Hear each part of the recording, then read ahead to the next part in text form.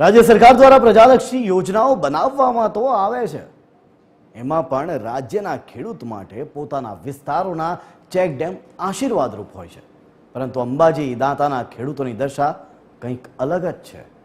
અને એટલે જ અમે કહી રહ્યા છે કે એ ચેકડેમ તો છે, પણ છે તૂટેલા, અને જો એ તૂટેલા હોય તો એ ચાલશે એમ કેમ?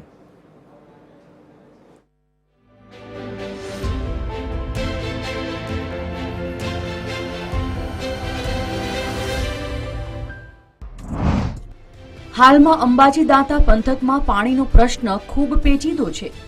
વરસાદની સિઝન શરૂ થઈ ગઈ છે અને બીજી તરફ જળ સંચય માટે જે વિવિધ ચેકડેમ માટેની કામગીરી પણ હાથ ધરવામાં આવી છે, ત્યારે અંબાજી દાંતા પંથકમાં એક નહીં પરંતુ અનેક ચેકડેમો બાંધેલા છે, પણ મોટા ભાગના ચેકડેમો તૂટેલી હાલતમાં જોવા મળી રહ્યા છે, જેના કારણે ચોમાસાનું પાણી અહીંયા સંગ્રહ નથી થઈ શક્યું.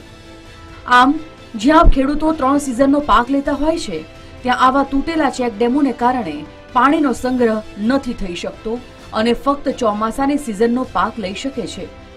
એમાં પણ ચેકડેમો તૂટેલા હોવાથી ધસમસતા પાણીના કારણે ખેતરોનું પણ ધોવાણ થતા ખેડૂતોને ભારે નુકસાન થઈ રહ્યું છે, જેથી આ વિસ્તારના ખેડૂતો મજબૂત ચેકડેમો બાંધવાની માંગ કરી રહ્યા છે. વિસ્તારના 4 થી 5 ચેકડેમો છે.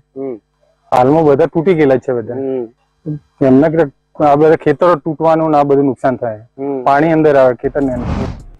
આ અંગે દાંતા તાલુકા વિકાસ અધિકારીને પૂછવામાં આવ્યું ત્યારે તેમણે કહ્યું કે આ ચેકડેમો કયા વિભાગ દ્વારા બનાવવામાં આવ્યા છે એની ખાતરી કરવામાં આવશે અને તૂટેલા ચેકડેમોનું સમારકામ કરવામાં આવશે, જેથી વરસાદી પાણીનો સંગ્રહ થઈ શકે.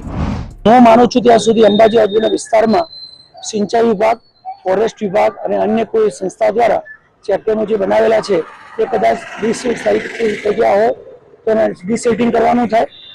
ધારો કે અમારી તાલુકા પંચાયત કોઈ કામ થયું હશે તો એ જોડાઈ લઉં છું, અને સિંચાઈ વિભાગ અને ફોરેસ્ટમાં કદાચ કામ બાકી હોય તો એ સંસ્થાઓને પણ મારે તો હું જાણ કરી ડિસેટિંગ કરવામાં સૂચના.